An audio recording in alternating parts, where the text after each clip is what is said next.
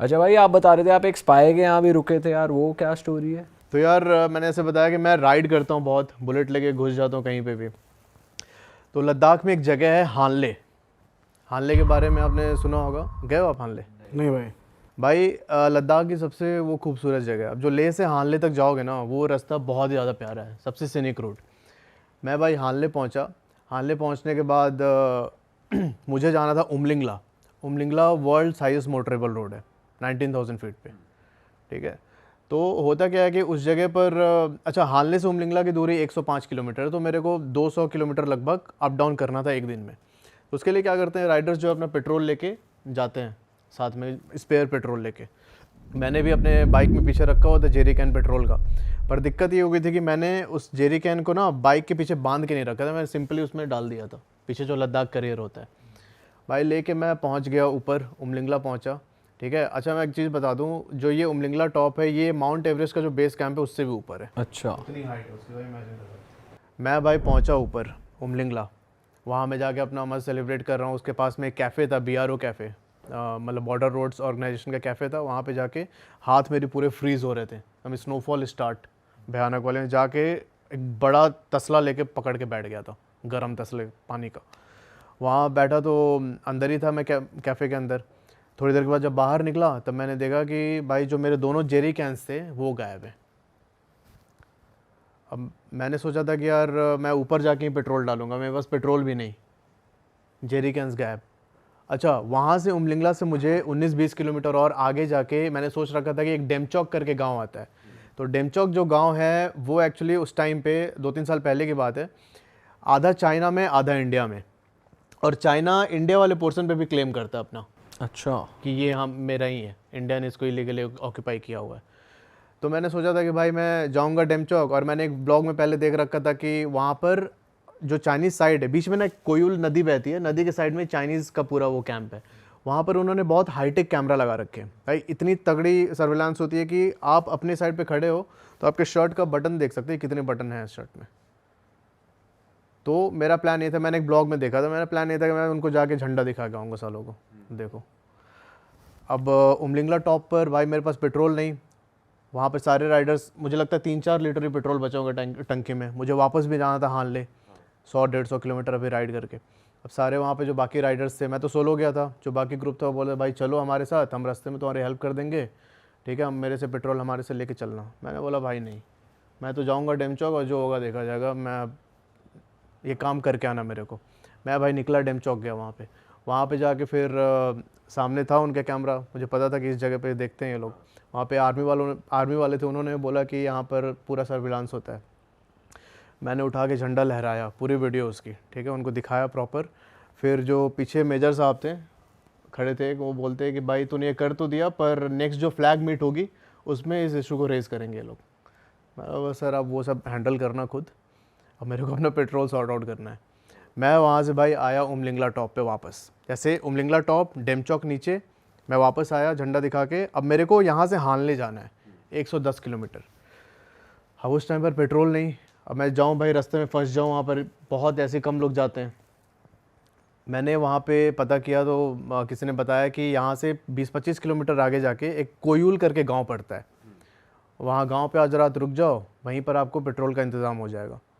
मैंने बोला ठीक है भाई। मैं उमलिंगला से सीधा पहुँचा कोयूल। वहाँ पर जब मैं गया तो पता चला कि सिर्फ एक ही होम स्टे है उधर, और उसको बोलते हैं कोयूल टोंग्सपॉल। जो टोंग्सपॉल होता है वो उस गांव के जैसे पंचायत होता है ना, जैसे हेड जो होता है सरपंच होता है, सरपंच के घर घर जो होता है सरपंच का, तो उसको टोंग्सपॉल बोलते हैं, टोंग्सपॉल हाउस।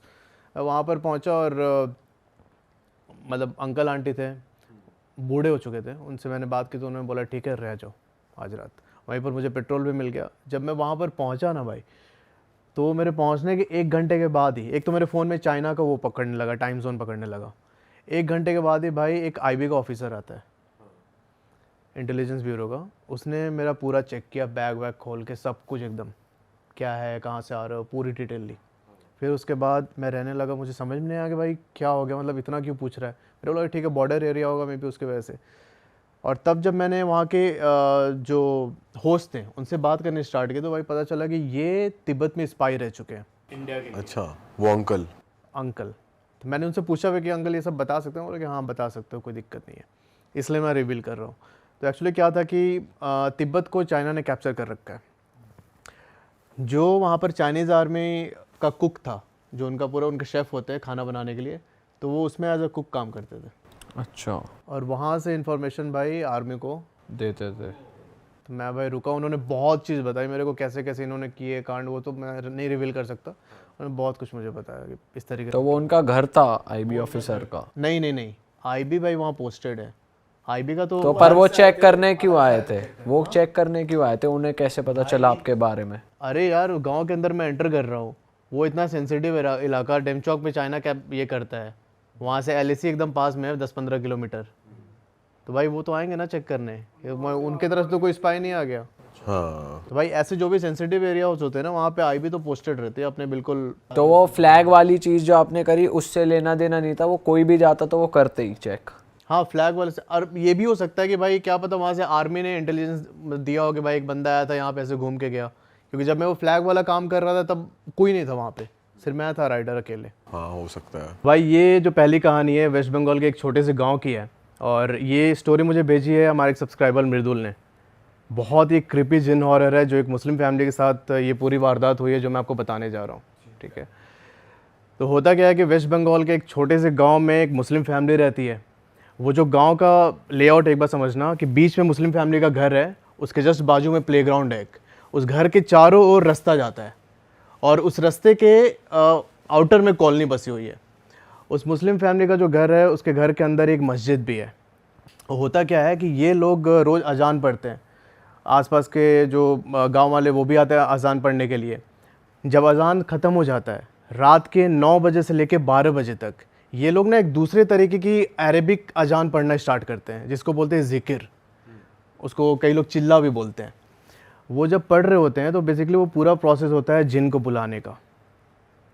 वो लोग जिन को बुलाते हैं और लोगों की प्रॉब्लम सॉल्व करते हैं, और लास्ट में जिन को फिर मुक्ति देते हैं। आपने ट्रेनों में देखा होगा बहुत बार कि ऐसे लगा होगा कि फ़कीर का किसी का लगा, फ़कीर का बोर्ड लगा होगा कि आपको कोई भी समस्या है, फाइनेंशियल प्रॉब्लम हो रही है, कोई भूत पिशाच से अगर छुटकारा चाहिए तो आप इस पे नंबर पे कांटेक्ट करें। तो बेसिकली यही फैमिली थी जो ऐसे काम करती है। तो ये लोगों की हेल्प करते थे? लोगों की हेल्प करते थे। तो होता क्या है कि इसकी फैमिली में एक लड़का है, छोटा बच्चा, सैफ नाम है, ठीक है, 8-10 साल का होगा, और उसके पापा हैं, उसके दादाजी हैं, और सैफ की मम्मी है। पापा और दादाजी ये काम करते हैं, बहुत एक्सपर्ट है इस चीज़ में, ठीक है। अब जो सैफ लड़का है वो ना ऑब्ज़र्व करता है कि भाई मेरे बाप दादा ये काम कर रहे हैं, क्योंकि रोज़ इसके घर में ये काम होता था, तो मुझे भी चाहिए। इतने लोग आते हैं, इनको इतना मानते हैं, ठीक है, उनको एकदम सर पे बैठा के रखते हैं, तो मेरे को भी ये सारी चीज़ें चाहिए। एक चीज़ और समझना, जब वो रात में ज़िक्र होता है ना, रात को 9 से 12 बजे तक, उस टाइम पर अगर उनके घर के सामने कोई खड़ा है या फिर खड़े होकर सुन रहा है, तो ना उसकी तबीयत ख़राब हो जाती है बहुत बुरी तरीके से। ऐसे उनको लगता है कि उनकी बॉडी की इलेक्ट्रोलाइट पूरी ख़त्म हो गई, ऐसा नहीं होता, बिल्कुल एनर्जी ख़त्म हो गई सारी, उस तरीके से उनको फील होता है। तो सैफ को भी चाहिए कि भाई मैं भी ये काम करूँगा। एक दिन सैफ क्या, अच्छा, जो इनके घर के बाजू में जो प्लेग्राउंड है, यहाँ पे सारे लोग खेलने जाते थे। अब सैफ भी जाता है वहाँ पे खेलने। वहाँ पर उनके एक भैया हैं, हिंदू है वो, उसका नाम है प्रत्युष, ठीक है। प्रत्युष जो लड़का है, सैफ इसको भाई भाई बोल के बुलाता है। तो प्रत्युष उससे बोलता है कि एक दिन सैफ इससे बोलता है प्रत्युष से कि भैया आपके पापा क्या करते हैं? प्रत्युष बोलता है कि मेरे पापा सरकारी नौकरी में हैं। तो बोलता है सैफ कि तब तो बहुत अच्छा खासा पैसा कमाते होंगे। उसने बोला कि हाँ कमाते तो हैं। यहाँ पर सैफ बोलता है कि मैं ना आपके पापा से भी ज़्यादा पैसे कमाऊँगा, ठीक है। और ये चीज़ें ना लगातार होने लगे 3-4 दिन से। वो आता और ऐसे बहुत सारी ड्रीमी चीज़ें बात करता है एकदम, कि मैं ये कर लूँगा, गाड़ी खरीद लूँगा, बंगला खरीद लूँगा। लोगों ने सोचा, जो उसके साथ खेलने आते थे बच्चों ने सोचा कि भाई ये पागल हो गया, इसको बुली करने लगे। अब बुली करने से क्या हुआ कि सैफ को थोड़ा सा लगा अंदर कि भाई मेरे को कैसे चढ़ के मेरे पे बोल रहे हैं, मेरा मजाक उड़ा रहे हैं। इसने प्लेग्राउंड में जाना बंद कर दिया।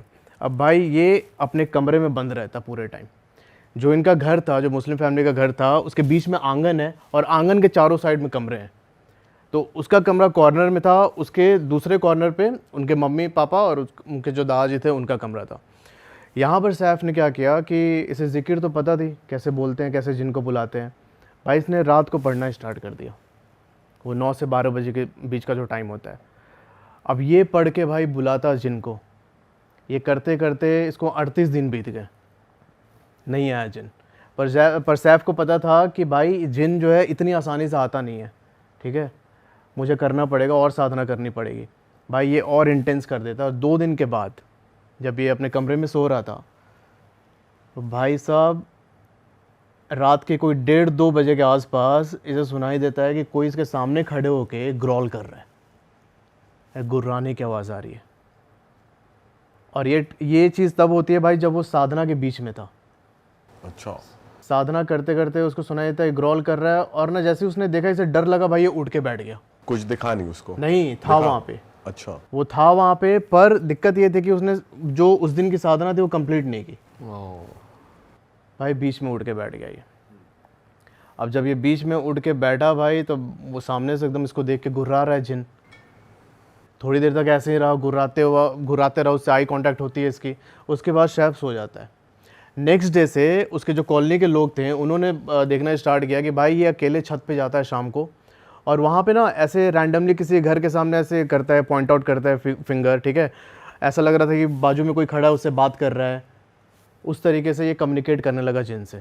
यहाँ पर सैफ ने जिन को अपनी साधना से वश में कर लिया था।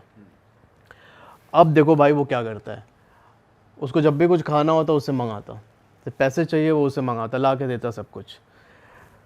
जब सैफ को कॉन्फिडेंट हो गया सैफ कि भाई ये जिन मेरे वश में है, मैं इसे कुछ भी करवा सकता हूँ, तब इसने फिर से प्लेग्राउंड में जाना स्टार्ट किया। प्लेग्राउंड में फिर से प्रत्युष मिलता है इसको। यहाँ पर सैफ जब पहुँचा बहुत दिनों बाद प्लेग्राउंड, तो ये एक बेंच पे बैठा हुआ था कॉर्नर में। प्रत्युष आता है इसके पास, बोलता है भाई क्या हो गया, तू आता नहीं आजकल खेलने, अपने ख्याली दुनिया से बाहर निकल आ भाई, मतलब इतना सही खेलते थे हम लोग। तो कुछ बोलता नहीं है भाई। ये ना अपना गर्दन ऐसे टेढ़ा करके सैफ, और भाई ऐसे बात कर रहा है किसी से। अरे वाह, आपने ये वीडियो यहाँ तक देख ली भाई, तुमने हमारी मेहनत सफल कर दिया। तुम ही लोग हो असली रियल हिट। और अगर आपको बहुत मज़ा आ रहा है ऐसी क्लिप्स में, ऐसी वीडियोस में, तो फटाफट जाइए प्लेलिस्ट पे, बिंज वॉच कीजिए, सारी वीडियोस देख डालो और मौज काटो। That is it. हम मिलेंगे नए पॉडकास्ट में, नई क्लिप में। Till then bye bye, see you, take care, do subscribe.